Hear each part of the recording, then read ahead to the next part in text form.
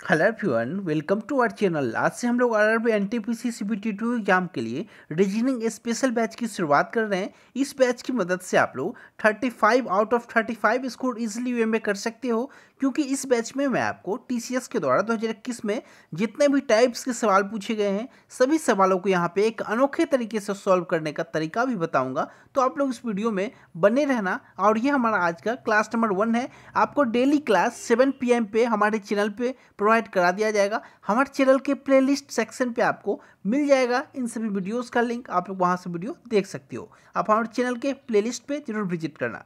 चलिए फिर वीडियो की शुरुआत करते हैं।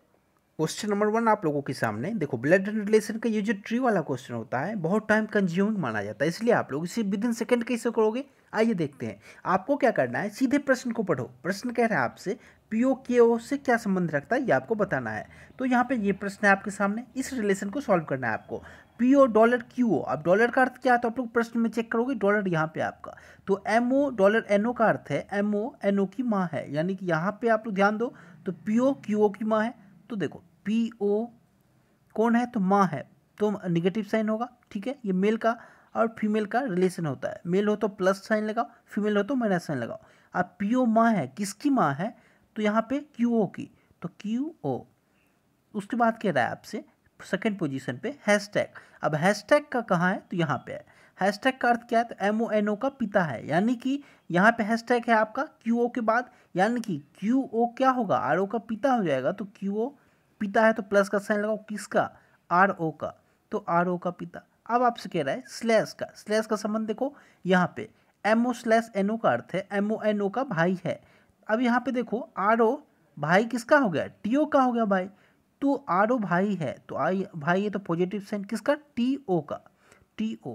अब आपसे लास्ट क्या कह रहा है, ये ग्रेटर का साइन है, तो यहाँ पे देखो कहाँ पे प्रश्न में ग्रेटर साइन है यहाँ पे।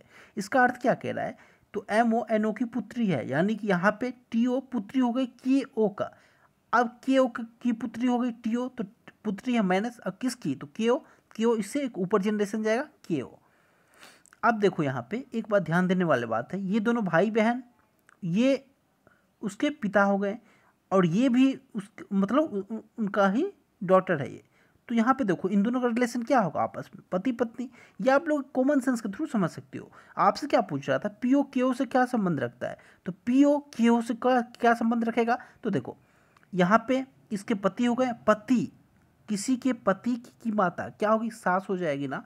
तो यहाँ पे आप लोग देखो क्या है फर्स्ट आपका पति की माँ, तो यहाँ पे ये पति हो गया, उसकी माँ बिल्कुल सही है आपका फर्स्ट ऑप्शन, तो इसीलिए इसे सही माना गया। तो इसका जो आंसर होगा क्वेश्चन नंबर ऑप्शन नंबर 1।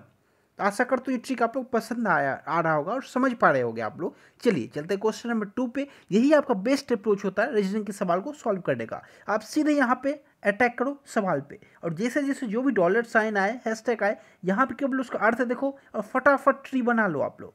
तो इसे इसके थ्रू आप लोग विद इन सेकेंड कर सकते हो। चलिए चलते हैं क्वेश्चन नंबर 2 पे। क्वेश्चन नंबर 2 आपके सामने देखो। डाइस के सवालों को विद इन सेकंड कैसे करोगे मैं आपको यहाँ पे समझा दे रहा हूँ। ये 4 डाइस है, आपसे सवाल जो पूछा जाता है 2 डाइस का मैक्सिमम सवाल पूछा जाता है। देखो 4 डाइस के सवालों को कैसे करोगे आप लोग, यहाँ देखो एफ के विपरीत आपको बताना है कौन सा होगा। तो यहाँ पे यदि हम लोग फर्स्ट डाइस को देखें और सेकेंड को देखें, फर्स्ट को सेकेंड को, यहाँ पे देखो सी और सी कॉमन है आपका, बी और बी कॉमन है, यानी कि ए और डी विपरीत है अपोजिट है। आपको यहाँ से एक आइडिया लग गया। अब देखो थर्ड में देखो और फोर्थ में देखो। अब ये आपका थर्ड है फोर्थ है, यहाँ पे ए कॉमन है आपका और एफ एफ कॉमन है, तो बी के अपोजिट ई हो गया। यानी कि आप लोग यहाँ से देख सकते हो बी ई होना नहीं है, ए डी होना नहीं है। तो ऑप्शन देखो ए है दिया हुआ है पॉसिबल नहीं है, डी पॉसिबल नहीं है, बी पॉसिबल नहीं है, ई पॉसिबल नहीं है, बी भी होता तो पॉसिबल नहीं होता। कौन सा बच गया आपका, ओनली सी बच गया। ऑप्शन नंबर 4 आपका सही जवाब हो जाएगा। तो आप लोग विद इन सेकेंड ऐसे सॉल्व कर सकते हो, 1 से 2 सेकेंड आपको लगेंगे प्रश्न को सॉल्व करने का।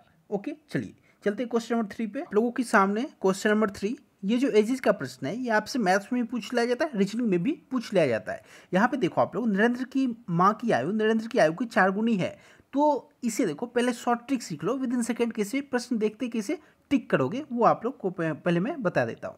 नरेंद्र की माँ की आयु नरेंद्र की आयु 4 गुनी है। यदि यहाँ पे ये नरेंद्र हो गया और उसकी माँ की आयु 4 गुनी 28, यहाँ भी ऑप्शन ठीक है। यहाँ भी यदि नरेंद्र ये हो गया 28 4 गुनी बिल्कुल सही है। 5 है 20 है, 4 गुना है 20 20। तो यहाँ तक तो सही है, चारों ऑप्शन समान है। अब देखो 4 वर्ष पहले उसकी माँ की आयु उसके तत्कालीन आयु से 6 गुनी थी। अब यदि हम लोग ऑप्शन नंबर 2 को ले लेते हैं पहले, आप किसी को भी ले सकते हो, ये आपका मैच कर जाएगा, इसलिए मैं आपको बता दे रहा हूँ। 10 से 4 वर्ष पहले कितना हो रहा होगा, 6 रहा होगा, और यहाँ पे 40 से 4 वर्ष पहले 36 रहा होगा। क्या ये दोनों एक दूसरे का 6 गुना है? 6 को हम लोग 6 टाइम मल्टीप्लाई करेंगे तो 36 आएगा, बिल्कुल आएगा। तो ये आपका जो ऑप्शन है ये सेटिस्फाई हो रहा है। लेकिन आप लोग यदि फर्स्ट ऑप्शन को ले लो, 7 है 28 है, 4 वर्ष पहले कितना होगा, 3 रहा होगा, इसका कितना होगा, 24 रहा होगा। ये कितना है, 8 गुना है, 6 गुना तो है नहीं, तो ये आपका ऑप्शन गलत हो जाएगा, ये ऑप्शन सही हो जाएगा। तो आप लोग विद इन सेकंड ऐसे कर सकते हो। चलिए मैं आपको बेसिक बता दे रहा हूँ। बहुत सारे छात्र होते हैं, कोई नए होते हैं, कोई पुराने होते हैं, तो तब सभी के लिए वीडियो है, तो आप लोग सीख लो बेसिक तरीका। नरेंद्र की माँ की आयु, नरेंद्र की आयु 4 गुनी है। नरेंद्र यदि आपका x है तो उसकी माँ कितनी हो गई, 4x हो गई। अब आपसे कह रहा है 4 वर्ष पहले उसकी माँ की आयु उसकी तत्कालीन आयु 6 गुनी थी। आप देखो यदि 4 वर्ष पहले की बात करूं तो उसकी माँ कितनी की होगी, 4x - 4, जबकि नरेंद्र कितना का होगा, x - 4, और उसका नरेंद्र का आयु कितना, 6 गुने के बराबर है ना उसकी माँ की आयु।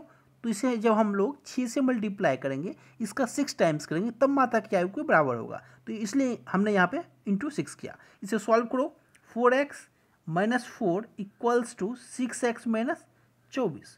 तो यहाँ से हमने जब सॉल्व किया तो 6x यहाँ हो गया 4x को इधर लेके आओ तो आपका हो गया 2x, और यहाँ पे -24 को हमने इधर लेके आया तो यहाँ पे हो गया आपका 20।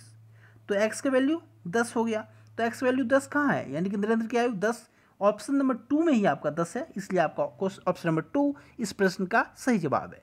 चलिए चलते क्वेश्चन नंबर 4 पे। आशा करता हूँ आप लोग समझ पा रहे होगे, तो वीडियो को लाइक करते चला। क्वेश्चन नंबर 4 आप लोगों के सामने, यहाँ पे आप लोग देख सकते हो सीरीज को आपको पूरा करना है। आपसे कह रहा है क्वेश्चन मार्क का एक स्थान पर क्या आएगा वो आपको बताना है। तो हम लोग चलिए थोड़ा जूम कर लेते हैं। यहाँ पे आप लोग देख सकते हो ये प्रश्न है आपके सामने।